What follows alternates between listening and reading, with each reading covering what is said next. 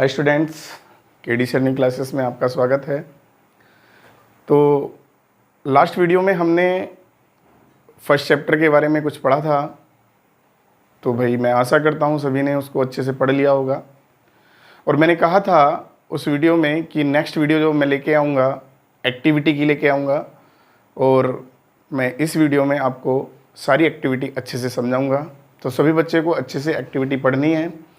और एक बात और भी ध्यान रखनी है बेटे, जब एक्टिविटी वाली वीडियो सभी लोग देखेंगे तो उस वीडियो को देखते समय आपको करना क्या है, अपनी बुक अपने सामने रखनी है। ठीक है भाई, बुक में देखना है पढ़कर कि वो एक्टिविटी में क्या कहना चाहता है, क्योंकि यहाँ पर मैं क्वेश्चन रिवाइज नहीं करूँगा। अब इतने मैं हर एक्टिविटी को पढ़ता रहूँगा तो बहुत टाइम लग जाएगा। बट मैंने आंसर उस तरह से दिया है कि आप एक्टिविटी जैसे ही पढ़ोगे आपको पढ़ते ही तुरंत आंसर मिल जाएगा अपनी एक्टिविटी का। ठीक है, तो मैं उसी तरह से समझाऊंगा ताकि आपको एक्टिविटी का आंसर तुरंत मिल जाए। बस क्या करना है, आपको एक्टिविटी एक बार बेटे पढ़ के देख लेनी है। ठीक है, तो एक बार सभी पढ़ के देख लेंगे, फिर तब एक्टिविटी वाली वीडियो देखते रहेंगे अलग अलग। ठीक है, और अपना नोट्स बना लेंगे धीरे से। ठीक है, क्योंकि कभी कभी क्या होता है, हालांकि यूपी बोर्ड में कभी ऐसा बहुत कम से होता है कि एक्टिविटी से क्वेश्चन आंसर आए, बट सीबीएसई बोर्ड में भाई एक्टिविटी से ही क्वेश्चन आंसर आते हैं। ठीक है, तो यूपी बोर्ड में कभी कभी आते हैं लेकिन हमेशा नहीं पूछता, जैसे सीबीएसई बोर्ड में पूछता है, बहुत ज़्यादा एक्टिविटी से क्वेश्चन पूछता है। ठीक है, तो फिर भी पता चलता नहीं कब पैटर्न बदल जाए, तो एक्टिविटी को हमें अच्छे से पढ़ना चाहिए। तो इन एक्टिविटी को आप अपनी स्कूल की लैब के अंदर भी जाकर करके देख सकते हैं। ठीक है, बट बिना, ध्यान रखना, बिना किसी भी सामान को टच किए हुए, किसी भी चीज़ को छेड़े हुए। ठीक है ना, जितना आपके सर कहें उतना ही करना, फालतू चीज़ कभी कभी न छेड़ना। क्यों कि भाई केमिस्ट्री के प्रैक्टिकल बहुत ज़्यादा खतरनाक होते हैं।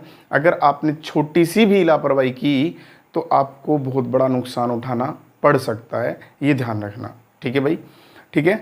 तो अपने सर के बिना इजाज़त के कोई सामान टच नहीं करना है। उनकी इजाज़त में एक्टिविटी करके देख सकते हैं अगर आपके स्कूल में लैब है। ठीक है, बाकी मैं आपको सब समझा के चलता हूं, तो ध्यान से समझ के चलेंगे। तो पहली एक्टिविटी जो है मेरी, क्रियाकलाप 1.1 जो है आपका, मैंने केवल 1 लिखा है, मैं लास्ट पॉइंट लिख के चलाऊँ बस, 1.1 ना लिख के सीधा 1 लिखा है। तो ज़रा ध्यान देंगे क्रियाकलाप 1 मेरा क्या कहता है। क्रियाकलाप 1 के बारे में मैंने पहले भी आपको बताया था कि जैसे मैं मैग्नीशियम का रिबन लेता हूँ, एक टुकड़ा लेता हूँ 3-4 सेंटीमीटर का, उसको पहले क्या करता हूँ, मैं रेगमार से घिस लेता हूँ, और घिसकर तब मैं उसको क्या करता हूँ, वायु में जलाता हूँ। तो मैंने पहले भी आपको बताया था कि रेगमार से घिसना क्यों ज़रूरी होता है बेटे, क्योंकि उस पर ऑक्साइड की परत आ जाती है। तो उस परत को हटाने के लिए हम क्या करते हैं, पहले उसे रेगमार से घिस लेते हैं और फिर हम तब उसे वायु की प्रेजेंट में जलाते हैं। देखो मैंने एक्टिविटी को दर्शाया है थोड़ा, तो हंसना नहीं, चित्र थोड़े अच्छे ना लगें तो मैग्नीशियम का जो रिबन है और ये मैंने एक टुकड़ा ले लिया है और उसको मैंने चिमटी से पकड़ा है, और चिमटी से पकड़ने के बाद इसे मैंने क्या किया है, इस बर्नर के सामने, जलती लो के सामने मैं लेके आया हूँ। ये मेरा बर्नर है, ये मेरी चिमटी या चिमटा बोल सकता हूँ मैं इसको, इससे मैंने इसे पकड़ा है और मैं क्या करता हूँ, जलते हुए बर्नर पर इस प्रकार से क्या करता हूँ भैया, इसे जलाने की कोशिश करता हूँ। तो जब ये जलता है तो सफ़ेद लो यहाँ से निकलने लगती है और यहाँ से एक चूर्ण निकलता है। जो चूर्ण निकलता है उसे मैं वाच ग्लास के अंदर, मेरे पास ये वाच ग्लास है, कांच का होता है, लैब में जाओगे आप देखोगे, उस वाच ग्लास में मैंने इसको इकट्ठा किया है और मैंने ये परीक्षण किया है कि मेरे पास मैग्नीशियम ऑक्साइड का क्या भैया, सफ़ेद चूर्ण प्राप्त होता है। किस एक्टिविटी में परीक्षण किया है मैंने, पहली एक्टिविटी में ये परीक्षण किया है। बोलो समझ में आता सबको? चलिए, बिल्कुल समझ में आया होगा। मैंने इसकी रिएक्शन भी दिखाई है, जबकि आप रिएक्शन पहले भी ये कर चुके हो। मैग्नीशियम वायु की प्रेजेंट में जब क्या किया जाता है, बर्न किया जाता है, जलाया जाता है, तो मेरा मैग्नीशियम ऑक्साइड प्राप्त होता है। और मैग्नीशियम ऑक्साइड मेरा जो है, देखो रिएक्शन बैलेंस है क्या नहीं है, Mg का यहाँ पर OK2 है, तो इसलिए मैंने 2 यहाँ लगाया, 2 यहाँ लगाया, रिएक्शन मेरी बैलेंस है। ठीक है भाई, इतनी बात सबको समझ में आती? चलो अब चलते हैं नेक्स्ट एक्टिविटी पे। एक्टिविटी 2, तो क्रियाकलाप 2 में क्या होता है, वो कहता है कि हमारे पास मान लो 2 प्रश्नलियाँ हैं, ये मान लिया 2 प्रश्नलियाँ हैं, और वो कहता है दोनों प्रश्नली में क्या लेना है आपको भैया, एक में लेना है पोटेशियम लेड नाइट्रेट, ये वाला मेरा क्या ले रहा हूँ मैं, लेड नाइट्रेट का घोल, और ये वाला ले रहा हूँ मैं पोटेशियम आयोडाइड का घोल। कह रहा है वो एक में ले रहा है लेड नाइट्राइट का घोल और एक में ले रहा है पोटेशियम आयोडाइड का घोल। तो लेड नाइट्रेट और पोटेशियम, ये है मेरा लेड नाइट्रेट, ये है मेरा पोटेशियम आयोडाइड का घोल। ठीक है बेटा, मैं क्या करता हूँ, इनको दोनों को मिलाता हूँ और मिलाने पर मैं क्या देखता हूँ कि जब इन दोनों के बीच में अभिक्रिया होती है तो मेरा यहाँ से क्या बनता है, पीले रंग का लेड आयोडाइड प्राप्त होता है। कैसा? पीले रंग का मेरा लेड आयोडाइड प्राप्त होता है। तो ध्यान देंगे, यहाँ पर देखो एक प्रश्न लिया मैंने, इसे हाथ से पकड़ा है, ठीक है, जिसमें मैंने लेड नाइट्रेट का घोल लिया है। दूसरी प्रश्नली में मेरा किसका भैया, पोटेशियम आयोडाइड का घोल है। तो बेटे मैं जैसे ही इन दोनों को मिलाता हूँ, मिलाने पर जो क्रिया होती है, क्रिया होने के बाद मेरा लेड आयोडाइड बनता है जो पीले रंग का होता है। मैंने यहाँ पर रिएक्शन भी दिखाई है, lead nitrate react with potassium iodide, तो क्या देगा, लेड आयोडाइड देगा। और रिएक्शन भी मैंने बैलेंस की है। ठीक है बेटे, तो इसे नोट कर लेंगे अच्छे से। चलते हैं फिर हम आगे। एक्टिविटी नंबर 3, क्रियाकलाप 3 में मैं क्या बताना चाहता हूं आपको। तो क्रियाकलाप 3 में ये एक्टिविटी हमसे ये कहना चाहती है कि आपने क्या क्या परीक्षण किया। मतलब हमने एक फ्लास्क लिया है, ये मेरा फ्लास्क है, और उस फ्लास्क के अंदर वो कहता है कि आप उसमें क्या लोगे, तनु H2SO4 मतलब तनु सल्फ्यूरिक अम्ल। तनु सल्फ्यूरिक अम्ल लेने के बाद आप उसमें दानेदार जिंक के क्या डालोगे, दाने डालोगे। अब दाने डालने पर आपने क्या परीक्षण किया, उसमें क्या फील आपको हो रहा है, क्या आपको दिखाई दे रहा है, ये बताइए। और आप उसे टच करके देखिए, उसको टच करने के बाद आपको कैसा फील हो रहा है। ये हमसे क्या पूछ रही है, एक्टिविटी पूछ रही है। तो चलो देखते हैं। हम पहले भी आपको बता चुके हैं इसके बारे में भी। मैंने क्या लिया है, ये फ्लास्क लिया है, इसमें ये मेरी कॉर्क लगी है, रबड़ की कॉर्क होती है। कॉर्क मतलब जैसे आपकी भाषा में डार्ट कह देते हैं, हाँ। तो कॉर्क में जो मेरी ट्यूब है, कांच की ट्यूब है, जिससे मेरी गैस ऊपर बाहर निकल सकती है, ये कॉर्क से पार होती है। ठीक है ना, जैसे कॉर्क ये है ना, इसमें से ऐसे पार होती है। ठीक है ना, इससे क्या जा सकती है, गैस बाहर जा सकती है, खोखली होती है ये। ठीक है, तो जैसे ही मैंने क्या किया है, डाइल्यूट H2SO4 में जिंक के दाने डाले हैं। बेटे दानेदार जिंक कह सकते हैं, दानेदार जस्ता कह सकते हैं। ठीक है ना, कोई घबराने वाली बात नहीं, जस्ता भी जिंक होता है। तो जैसे ही मैं इसमें डालता हूं तो मैं क्या परीक्षण करता हूं, यहाँ पर मुझे यहाँ पर क्या दिखाई देते हैं, बुलबुले के रूप में गैस बाहर निकलती दिखाई देती है। किसके रूप में, गैस बुलबुले के रूप में निकलती दिखाई देती है। यहाँ पर मैंने लिखा है गैस बुलबुले। ठीक है बेटा, तो गैस बुलबुले के रूप में बाहर निकलती दिखाई देती है। और जो गैस मेरी हाइड्रोजन होती है, मैंने कैसे जाना, क्योंकि मुझे रिएक्शन आती है। क्योंकि Zn जब डाइल्यूट H2SO4 के साथ रिएक्ट करता है तो क्या बनाता है भैया, मेरा जिंक सल्फेट बनाता है और क्या निकालता है, हाइड्रोजन गैस को रिमूव करता है। समझ में आती बेटे। तो पहला परीक्षण तो ये कि मुझे फ्लास्क में बुलबुले के रूप में गैस उठती दिखाई देती है। और मेरा दूसरा परीक्षण ये होता है कि जब मैं इसको हाथ से टच करके देखता हूँ अपने फ्लास्क को, तो मुझे क्या भैया, मुझे ये कैसा फील होता है, गर्म फील होता है। और गर्म फील होने का मतलब ऊष्मा उत्सर्जित हो रही है। और बेटे अगर ऊष्मा उत्सर्जित हो रही है तो इसका मतलब ये कौन सी अभिक्रिया है, ऊष्मा छिपी या शोषी, ऊष्मा छिपी अभिक्रिया। ठीक है, समझ गए बात सब। और एक बात और ध्यान रखेंगे बेटे, अगर ये प्रयोग कभी आप करते हो तो यहाँ पर लिया जा रहा है H2SO4। और बेटे H2SO4 अम्लों में अम्लों का राजा होता है, हमेशा ध्यान रखना। इसका प्रयोग करते समय सावधानी बरतना, ये बहुत खतरनाक होता है, क्योंकि लापरवाही करने से आपको बहुत बड़ी परेशानी झेलनी पड़ सकती है। चलें फिर आगे, नेक्स्ट चलता हूँ मैं आगे। एक्टिविटी नंबर 4 पे 1.4 जो है मेरी। अब एक्टिविटी 1.4 मुझसे क्या, हमसे क्या कहना चाहती है, हमसे कहना चाहती है कि आप एक बीकर लेंगे, उसमें क्या लेंगे, पानी लेंगे, पानी के अंदर क्या डालेंगे आप, उसमें कैल्शियम ऑक्साइड के डालेंगे, टुकड़े डालेंगे। अब टुकड़े डालने के बाद आपने क्या परीक्षण किया, बिल्कुल सही बात है भैया। तो हम क्या कहते हैं कि जैसे ही हम कैल्शियम ऑक्साइड पानी के अंदर डालते हैं तो पानी के अंदर उसको डालते ही वो किस में कन्वर्ट हो जाता है, कैल्शियम हाइड्रोक्साइड में बदलता है। और साथ में क्या करता है भैया, ऊष्मा रिलीज करता है, हीट को रिलीज करता है। और कितनी रिलीज करता है, थोड़ी अधिक मात्रा में रिलीज करता है। किसकी अपेक्षा, एक्टिविटी 3 में जो हमने पढ़ा था उसकी अपेक्षा ज़्यादा मात्रा में ऊष्मा क्या करता है भैया, रिलीज करता है। तो चलो देख लेते हैं। ये मेरा बीकर है, मैंने इसमें वाटर लिया है और वाटर को लेने के बाद मैंने क्या करना शुरू किया है, इसमें कैल्शियम ऑक्साइड डाला है। और जैसे ही मैं कैल्शियम ऑक्साइड डालता हूँ तो मैंने क्या देखा, मेरा कैल्शियम ऑक्साइड वाटर से क्रिया करके कैल्शियम हाइड्रोक्साइड में कन्वर्ट हुआ और साथ में उसने रिलीज की क्या भैया, ऊष्मा या हीट। अब दूसरी बात ये भी ध्यान देंगे, मैंने जब इसे टच करके देखा तो भैया मेरा ये बहुत ज़्यादा क्या लग रहा था, हॉट लग रहा था। तो मैं कह सकता हूँ अगर ये ज़्यादा हॉट है तो इसका मतलब क्या कर रहा है, ये अधिक मात्रा में ऊष्मा क्या कर रहा है भैया, उत्सर्जित कर रहा है। समझ में आई बात। तो अब मैं आपसे ये कह सकता हूँ कि ये भी एक्टिविटी मुझे क्या दर्शाना चाहती है कि इसके अंदर होने वाली जो रिएक्शन है वो कौन सी रिएक्शन है बेटे, ऊष्मा क्षेपीय अभिक्रिया है। ठीक है भाई, समझ में आया। तो चलो भाई आप इसका स्क्रीनशॉट ले लो, फिर मैं चलता हूँ अगली एक्टिविटी के पास।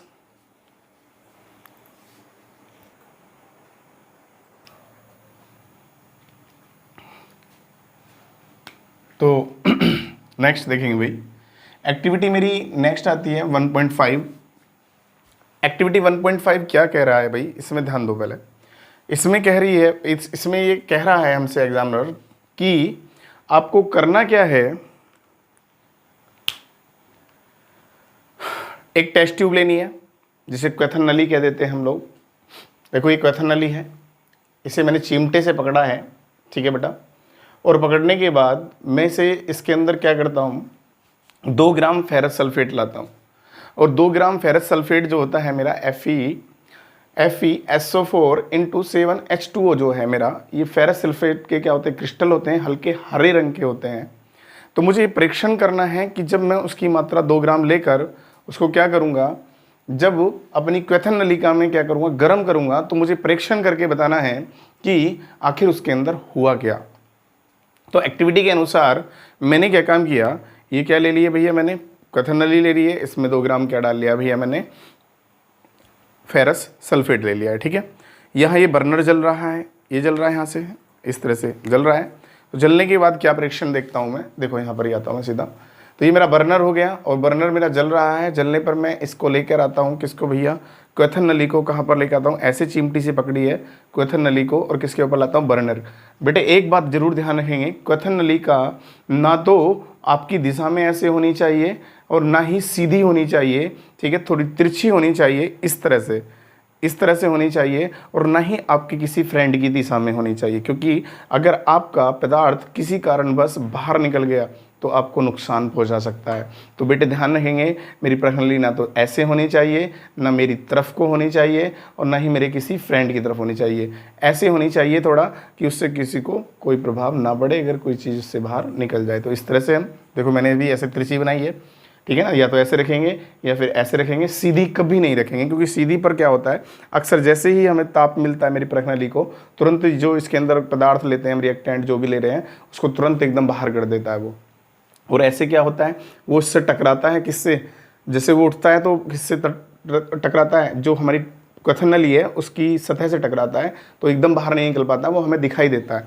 ठीक है भाई, तो कुल मिला के बात ये आती है कि मैंने इसको अपनी क्वेथन नली को क्या किया भैया, बर्नर पे गर्म करना शुरू किया है। तो मेरा फेरस सल्फेट जो था, इसमें हल्के रंग के क्रिस्टल थे, और धीरे धीरे मैं क्या देखता हूँ, उनका कलर फेड होने लगता है, गायब होने लगता है, और उसका क्रिस्टल जल बाहर निकल जाता है। तो तभी मेरा FeSO4 इंटू 7H2O हीट देने पर किस में कन्वर्ट हो गया है, FeSO4 में कन्वर्ट हो गया है।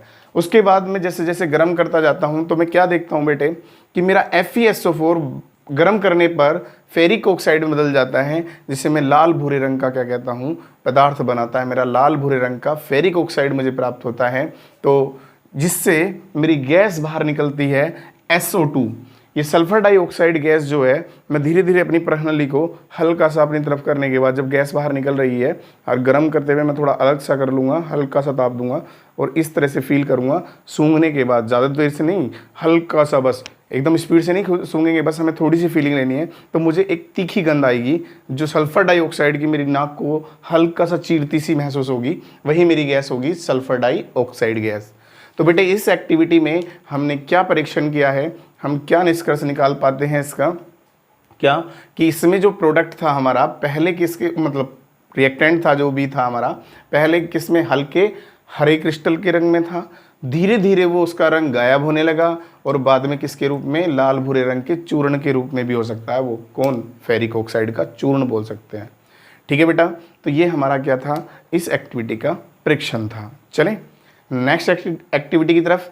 एक्टिविटी नंबर 1.6 ये क्या कहती है भाई, बिल्कुल सही बात, देखते हैं। तो इसमें सबसे पहले हमें ध्यान देना है कि इस एक्टिविटी में हम क्या पदार्थ ले रहे हैं, क्या रिएक्टेंट ले रहे हैं, अभिकारक ले रहे हैं। या हमने यहाँ पर 2 ग्राम लेड नाइट्रेट लेना है। क्या लेना है बेटे? 2 ग्राम लेड नाइट्रेट लेना है। और बिल्कुल उसी की तरह हमें इसे किस में करना है, इस तरह से प्रणाली के अंदर डालना है और उसको भी धीरे धीरे कहाँ लेके जाना है, किसके ऊपर लेके जाना है भैया? स्पिट लैम्प के ऊपर या फिर बर्नर के ऊपर लेके जाना है। तो जैसे ही मैं उसे बर्नर के ऊपर लेके जाता हूँ तो मैं क्या देखता हूँ, जैसे ही मैं उसको हीट करता हूँ तो मेरे बेटे हीट करने पर मुझे क्या मिलता है कि मेरे पास जो प्रोडक्ट था, मतलब रिएक्टेंट था जिसको मैं गर्म कर रहा था, उसको गर्म करने पर मैं क्या देखता हूँ, वहाँ से हल्के ब्राउन कलर की या भूरे रंग की एक गैस बाहर निकलती दिखाई देती है। और भूरे रंग की जो गैस धुएं के रूप में दिख रही है वही मेरी क्या है भैया? NO2, nitrogen dioxide. किस कलर में निकल रही है? हल्के से ब्राउन कलर के धुएं में बाहर निकलती है। देखो मैंने यहाँ पर दिखाया भी है। तो बस इसमें मैंने क्या परीक्षण किया भैया? एक्टिविटी 1.6 में मैंने ये परीक्षण किया कि मेरी एक्टिविटी जो 1.6 है उसमें ये परीक्षण किया कि मेरी प्रखनली के मुंह पर जो खुला हुआ पार्ट है उसका, उससे मुझे कैसे कलर की भैया? ब्राउन कलर की गैस बाहर निकलती दिखाई दे रही है। ठीक है बेटे, तो मैंने इस प्रकार से आपके सामने दोनों एक्टिविटी डिफाइन की हैं। तो दोनों एक्टिविटी में सबसे पहली बात तो ये ध्यान रखेंगे, दोनों एग्जाम्पल किसके हैं बेटे? दोनों में क्या हो रही है? हीट रिलीज हो रही है, एब्जॉर्ब हो रही है। बेटे दोनों में हीट एब्जॉर्ब हो रही है, दोनों को हीट देनी पड़ रही है। तो बताओ किस रिएक्शन के एग्जाम्पल होंगे ये? भाई वियोजन के ही होंगे। वियोजन में क्या चाहिए हमें? हीट चाहिए। और वैसे कहें तो ऊष्मा क्षेपी होगी या शोषी होंगी? भैया जिसमें ऊष्मा क्या होती है?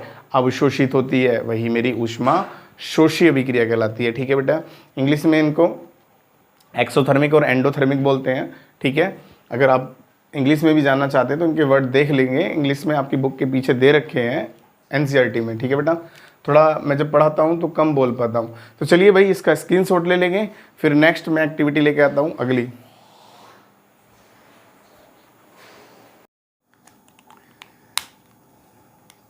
हाँ भाई, एक्टिविटी 7। ठीक है, क्रियाकलाप जो 7 है, अब ज़रा ध्यान देंगे, थोड़ा अच्छा क्रियाकलाप है ये, थोड़ा ध्यान से समझेंगे इसको। मैं क्या करता हूँ, एक प्लास्टिक का मग लेता हूँ, उसमें 2 छेद करता हूँ और छेद करने के बाद नीचे 2 रबड़ फिट करता हूँ। ठीक है, ताकि मग के अंदर से जो पदार्थ है मेरा, जल हो जो भी कुछ चीज़ है, वो बाहर ना आए। और उसमें से मैं क्या करता हूँ, एक वायर को बाहर निकालता हूँ उसके माध्यम से, रबड़ के जो मैंने रबड़ लगाई है नीचे उसके माध्यम से। जहाँ पर देखो ये मैंने रबड़ लगाकर छेद करने के बाद यहाँ पर रबड़ फिट की है। रबड़ फिट करने पर मेरा वायर इससे निकल रहा है ताकि इससे भरा मटेरियल बाहर ना आए, केवल वायर बाहर आए। और इन रबड़ के ऊपर मैंने 2 लगाए हैं इलेक्ट्रोड, जो मेरे ग्रेफाइट के हो सकते हैं, कार्बन भी बोल सकता हूँ मैं, कार्बन के इलेक्ट्रोड लगाए हैं। और इसके अंदर मैंने क्या लिया है भैया? जल लिया है। और जल लेने के बाद मैंने क्या किया है, जल लेने के बाद इसमें 2-4 बूंद डाइल्यूट H2SO4 की डाली है ताकि चालकता बनी रहे इसके अंदर। ठीक है, उसके बाद डालने के बाद मैंने क्या किया है, इन इलेक्ट्रोडों के ऊपर मैंने क्या रख दिया भैया? टेस्ट ट्यूब को रख दिया है। ठीक है भैया, ये टेस्ट ट्यूब मतलब प्रखनली मैंने उल्टा करके इनको रख दिया है। रखने के बाद इन वायरों को मैंने 6 वोल्ट की बैटरी से जोड़ दिया है। जैसे ही मैंने 6 वोल्ट की बैटरी से जोड़ दिया है तो मेरा प्रेक्षण क्या कहता है, मेरी एक्टिविटी क्या कहती है? मेरी एक्टिविटी कहती है कि मुझे प्रेक्षण करना है आखिर इस प्रयोग को करते समय जब मैंने 6 वोल्ट की बैटरी से जोड़ा है तो जोड़ने के बाद मेरे पास क्या क्रिया होती है। पहली कंडीशन, जैसे ही बैटरी को जोड़ने के बाद मैं यहाँ से करंट इसमें प्रवाहित करता हूँ, मैं कुंजी भी दिखा सकता हूँ, यहाँ कुंजी स्टार्ट कर देती है कुंजी। तो उससे स्टार्ट करने पर मैं क्या देखता हूँ, यहाँ से बबल्स बनते हैं, दोनों इलेक्ट्रोड पे क्या बनते हैं? बबल्स बनते हैं। और जब बबल्स बनते हैं तो ऊपर जाकर प्रणाली में क्या होने लगते हैं भैया? जमा होने लगते हैं। क्या होने लगते हैं भैया? जमा होने लगते हैं। तो ऊपर जब इकट्ठा होते रहेंगे तो इकट्ठा होने के बाद मैं क्या करूँगा, इस प्रणाली में क्या देखता हूँ, मेरे एक प्रणाली में क्या होता है, गैस का आयतन क्या होता है, लगभग ज़्यादा होता है। लेकिन इसका पता कैसे चलता है मुझे, क्योंकि पानी मेरा थोड़ा नीचे रहेगा और गैसें मेरी ऊपर उठती रहेंगी। तो मेरे पास अब वो पूछ रहा है एक्टिविटी में कि कौन सी प्रणाली में गैस का आयतन ज़्यादा होगा। तो भाई ध्यान रखेंगे, जो मेरी प्रणाली है जिसमें मेरी कौन सी गैस है, हमेशा ध्यान रखेंगे एनोड पर बनने वाली गैस कौन सी होगी? ऑक्सीजन होगी। और कैथोड पर बनने वाली गैस कौन सी होगी भैया? मेरी हाइड्रोजन होगी। कौन सी होगी भैया? मेरी हाइड्रोजन होगी। जब आप लोग बड़ी क्लास में पहुँचोगे तब इसके बारे में जानोगे कि कौन सी गैस एनोड पर बनती है और कौन सी गैस कैथोड पर बनती है और कैसे बनती है। ठीक है, यहाँ ज़्यादा सोचने की कोई ज़रूरत नहीं है, अभी ये आपका इतना हाई लेवल नहीं है। ठीक है, तो कुल मिला के बात क्या करनी है, मुझे ये ध्यान देनी है कि जैसे कि मैंने जल का इलेक्ट्रोलाइसिस किया है, क्या किया है भैया, मैंने जल का इलेक्ट्रोलाइसिस किया है, तो इसके अंदर मुझे ध्यान देना है कि जल का इलेक्ट्रोलाइसिस करते समय ये देखना है कि जो H2O2 में मेरा टूट रहा है, तो यहाँ पर खुद मुझे दिखाई दे रहा है हाइड्रोजन का जो आयतन है वो कितना है भैया, 2 मोल्स है। कितने मोल्स है भैया, 2 मोल्स है। कितने मोल है, 2 मोल है। और ऑक्सीजन का वॉल्यूम कितना है मेरा, 1 मोल है। तो कुल मिला के बात ये आ जाती है कि हाइड्रोजन जो है मेरा डबल मात्रा में है। तो मैं इन प्रश्नलियों को यहाँ से हटाता हूँ, दोनों को आराम से धीरे से हटाकर अलग ले आता हूँ यहाँ मान लो। ठीक है, फिर मैं क्या करता हूँ, ये परीक्षण करता हूँ क्या कि दोनों प्रश्नली को जब मैं इनको सीधा करता हूँ तो इसमें से कौन सी प्रश्नली के सामने जलती हुई मोमबत्ती ले जाने पर मेरी मोमबत्ती क्या या तो तेज साउंड के साथ, मतलब तेज ध्वनि के साथ जलने लगे, या फिर क्या हो जाए भैया, वो ज़्यादा तेज मात्रा में क्या हो, उसमें दहनता पैदा हो जाए। तो जब जैसे ही मैं किसके सामने लाता हूँ भैया, ऑक्सीजन के सामने लाता हूँ, तो मेरी मोमबत्ती और तेज़ी से जलने लगती है। लेकिन जब मैं हाइड्रोजन के सामने लाता हूँ तो मेरी मोमबत्ती जो जल रही थी उसकी साउंड बदल जाती है, मतलब उसकी ध्वनि मतलब पॉप साउंड करने लगती है। ठीक है, चटक चट की ध्वनि करने लगती है। तो वहाँ से मुझे पता चलता है कि कौन सी मेरी हाइड्रोजन है और कौन सी मेरी ऑक्सीजन है। और ये भी ध्यान रखेंगे, हमेशा रिएक्शन भी मेरी बताती है। अगर आपसे पूछा जाता है कि जल के इलेक्ट्रोलाइसिस करने पर या जल का विद्युत अपघटन करने पर मेरी कौन सी गैस ज़्यादा मात्रा में प्राप्त होती है, तो याद रखेंगे हाइड्रोजन गैस का जो आयतन होता है ऑक्सीजन गैस के आयतन से क्या होता है, डबल होता है, दुगुना होता है। ठीक है भाई, तो इस प्रकार से हमने ये एक्टिविटी आपको बताई है। चलो नेक्स्ट चलते हैं हम एक्टिविटी नंबर 8 पर, क्रियाकलाप 8। ठीक है, तो ऊपर वाली का आपको पता चल गया होगा ये किसका एग्जाम्पल था भाई, बिल्कुल ये वियोजन का ही एग्जाम्पल था। और कौन सा वियोजन हो रहा है यहाँ पर, वैद्युत वियोजन। ठीक है, रिएक्शन भी ऊपर लिखी हुई है। चलिए नेक्स्ट एक्टिविटी पर चलते हैं हम, क्रियाकलाप 8 पर। तो क्रियाकलाप 8 में हमें क्या देखना है कि हमने हमारे पास एक चाइना डिश है, इसे मैं चाइना डिस्क बोलूँगा। इस चाइना डिस्क में मैंने क्या लिया है, AgCl पदार्थ लिया है। और चाइना डिस्क के अंदर जो AgCl है ये पहले मेरा श्वेत कलर का होता है। कैसे कलर का होता है भैया, श्वेत कलर का होता है। जैसे ही सन से लाइट आ रही है, लाइट आने पर वो उस पर जैसे ही क्या पड़ता है भैया, सन की लाइट पड़ती है, तो लाइट पड़ने पर वो क्या होता है, AgCl सिल्वर में टूट जाता है और क्लोरीन मुक्त करता है। ठीक है, पहले कैसे कलर का था, वो श्वेत कलर का था, लेकिन थोड़े समय बाद वो किस कलर में बदल जाता है, थोड़ा ग्रे या सिलेटी या धूसर भी बोल दें, धूसर कलर में क्या हो जाता है, चेंज हो जाता है। तो AgCl टूट कर क्या देता है, सिल्वर देता है और क्लोरीन देता है। तो इसका मतलब मेरा क्या है, ये यहाँ पर क्या है भैया, मेरी ये एक्टिविटी मेरा बताती है किसके बारे में भैया, ध्यान रखेंगे, प्रकाशीय वियोजन का उदाहरण बताती है। किसका बताती है भैया, प्रकाशीय वियोजन का उदाहरण बताती है। क्लियर हुआ। चलो नेक्स्ट चलते हैं हम, एक्टिविटी नंबर 9, क्रियाकलाप 9 पर चलते हैं हम। तो क्रियाकलाप 9 में क्या कह रहा है, वो कहता है कि आप लोग 2 प्रश्न लीजिए। 2 प्रश्नली में क्या करना है, आपको कॉपर सल्फेट का विलयन बनाना है। दूसरी बात उसने कहा है कि 3 कील लेनी है हमें, आयरन की कील, लोहे की कील, उनको रेगमार से साफ कर लेना है। और साफ करने के बाद एक धागे में बांधकर मुझे क्या करना है, कॉपर सल्फेट के विलयन में डालना है। डालने के बाद मैंने एक प्रश्नली को माना है A, एक को तो क्या माना है A और दूसरी को माना है B। तो B में मैंने क्या डाला है, लोहे की कीलों को डाला है। और लोहे की कील डालने के बाद मुझे क्या परीक्षण करना है कि क्या लोहे की कील जिस विलयन में मैंने लोहे की कील डाली है उस विलयन का कलर कैसा हुआ, क्योंकि कॉपर सल्फेट का विलयन मेरा कैसे कलर का था भैया, नीले कलर का था।